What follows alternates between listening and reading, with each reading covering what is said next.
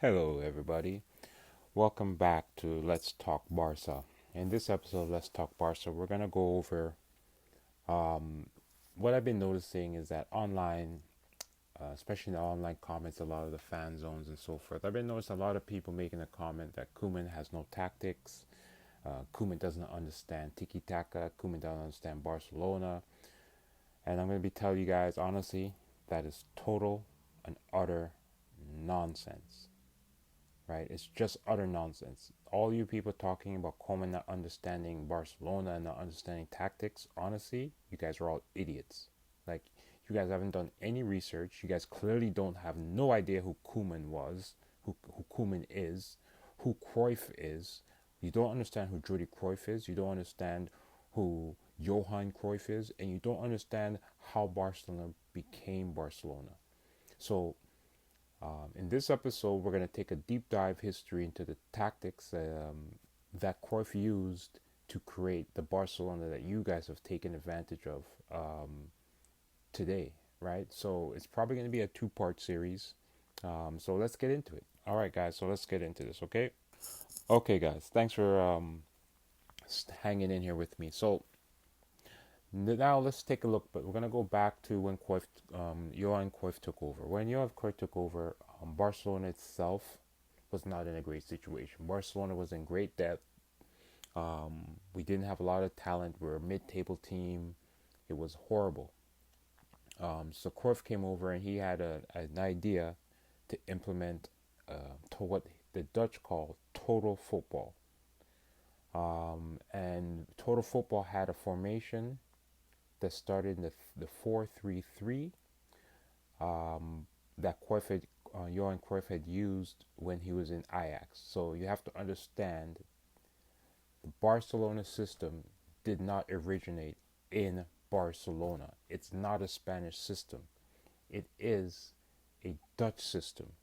Now, when I did my research, I believe the Dutch stole it from the Brazilians because the Brazilians had Benicia Jumbo, I think it's called. I really can't say it, but the same style of play that you see in Brazil, the Dutch pretty much used it, but what they did is they Europeanized it.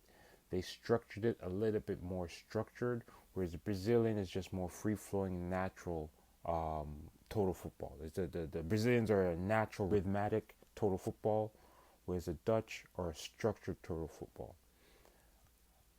When Cruyff brought that to Barcelona, he then changed it from a 4-3-3 to a 3-4-3 that was fluid.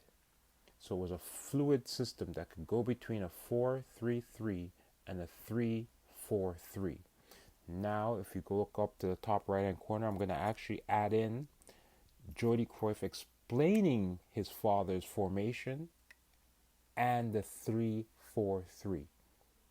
Now, if you take this video, take the time to watch this video, people. If you want to have any understanding of what is happening with Barcelona, what Koeman is trying to do, what Jordi Cruyff is trying to do, and why Laporta is trusting Koeman to fulfill what he's trying to do, is because they've all seen it before. Everybody else has seen this before except for you kids online. It's all new to you. You weren't born when this happened before, and you're not doing the research to go back and look it up. Go back and look it up. So here it is. Here's the video in the top. Take some time. Go check it out. Okay, guys, check this out. Learn what the formation is and why Koeman is trying to have a formation that flips back and forth between that. Okay. All right, guys. Thanks for coming back. Now, I hope you guys are taking the time to take a look at that video where Jordi was explaining the formations. Now, if you understand what he was trying to say, the 3-4-3, Koeman was a big, slow center back in the middle. That's PK, but we want to phase out PK, and we want to put Araujo in that. Now, the problem with Araujo playing in the center is that Araujo isn't necessarily the best ball moving center back. However, because Araujo's still very young, he's not even he hasn't hit his prime as a center back, so he has the ability to improve that. And the fact that Arujo started off as a striker, as center forward, shows that he does have touch and feel for the ball. So it's just a matter of time of allowing him to fill in the position of that center back who will control the game and spray the ball from the back, right? Then we need to add in, if you remember now, he said that you need to have pretty much two fullbacks on either side because we need the speed to be able to close the spaces, because you clearly explained there are spaces and we are aware of these spaces. And so if we go back to what happened with Nico, we can understand that they clearly were aware that these spaces were available and they were there to be attacked, and therefore everybody knows where the weak holes are going to be. So just like Jody explained, these holes, he explained these holes. So if you go back, and this video was published years ago, so if you go back and you realize he literally explained to us where the holes were in this. We're going to be a high pressing team. So if we're high pressing, we're going to get hit on the counter. The space in the counter is on the wings. Where did Felix get the ball? He got it on the wing. Arujo had to go out to close the wing. That sent Piqué into the middle. Once Piqué went into the middle, right, he had to match up with Suarez. Piqué then matched up with Suarez. They brought Lamar from the far side. Lamar was not on the same, because remember, Felix was on one side, Lamar was on the other. They brought Lamar from the far side in and around Suarez and in between Felix and Suarez. Now, he's supposed to be in the other wing, but he came around, right, just so he could get into the space in behind Arujo and Piqué. So Atletico Madrid had that marked out. Now, Koeman had prepared them, right? So Koeman had prepared them and said, yo, you've got to follow your runner. The only thing is that Nico released the runner too quick. He released him before the offside trap was set, and therefore that allowed him to go in. So that's just a timing issue. That's just something that with experience will get better, right? So we don't have to worry about that. Now, if you know anything about Johan Cruyff, you know that he called his players out. The Dutch are very straightforward and very honest. So they don't really protect the players like that. The players have to stand up and take accountability.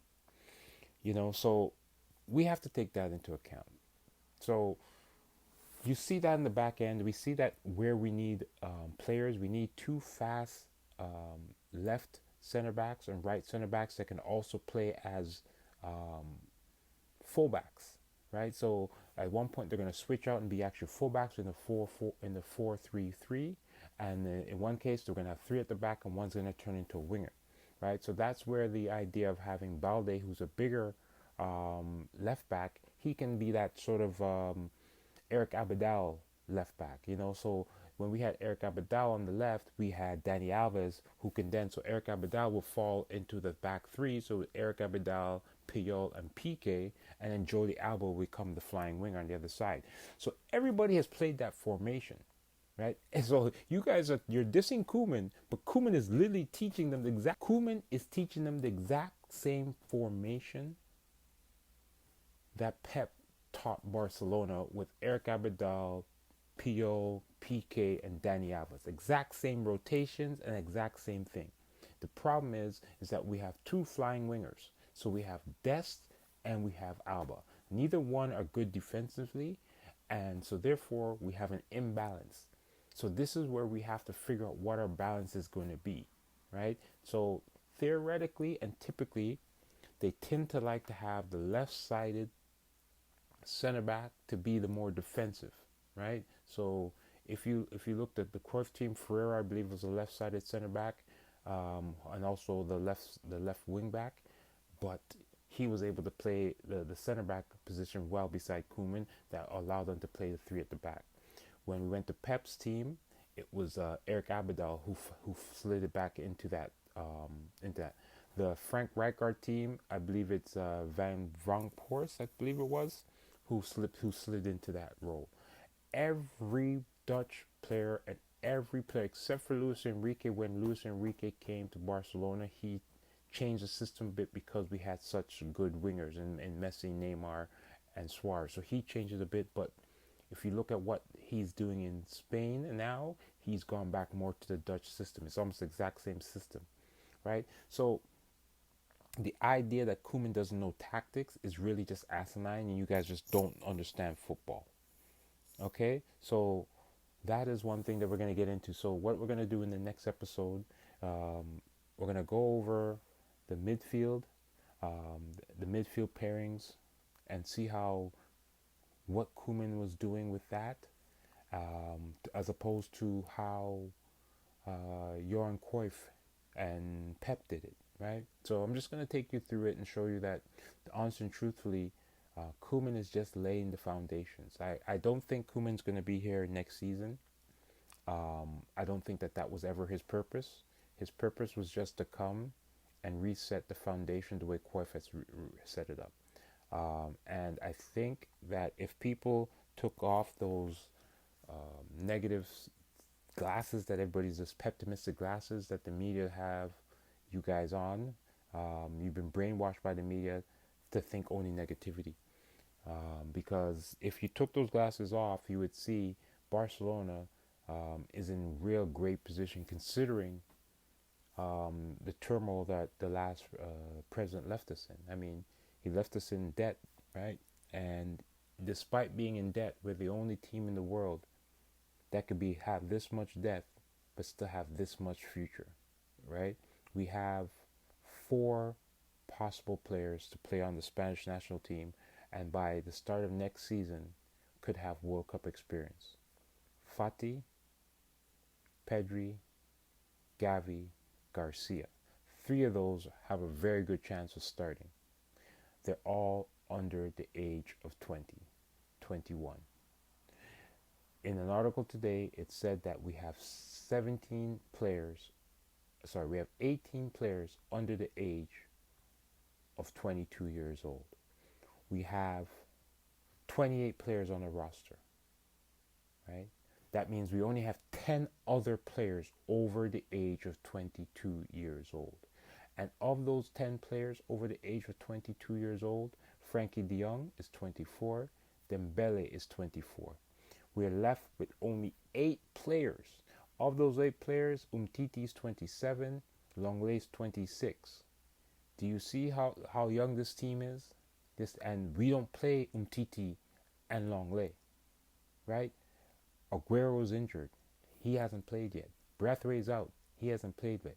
Luke de Jong we already know what Luke de Jong is, right? So the only real veteran players that are actually playing on this team are Piqué, Busquets, ter Stegen, right? Sergio Roberto and Jordi Alba. That's it, right? And then you get Memphis Depay and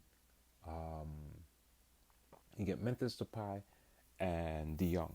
That's it. The team is so young. This has got to be one of the youngest teams Barcelona have ever fielded, if not the youngest team. So why then are we complaining after 7 games? 7 games, people. Like, the insanity of it. 7 games, and we've lost 1 in 7 games. In 7 La Liga games. Forget the Champions League. This team does not have the experience to compete on a Champions League level to the level that we're accustomed to. So we just have to look the other way on that one, guys. Okay? We have to look the other way. We can't sit here and pretend like we're going to win the Champions League. We just lost Messi. We just lost Griezmann. The only player we got back is Luke de Jong. Now, I'd like to thank everybody for coming in. Don't forget to subscribe, like, and share. And and if you disagree with me, hit me up in the comments. I really do enjoy a good debate. I'm for the smoke. I love it all. So, like I said, leave a comment. I'll get back with you. I'll hit you guys back up. Viva Barca. For those who know, you know. If you don't know, you just don't know.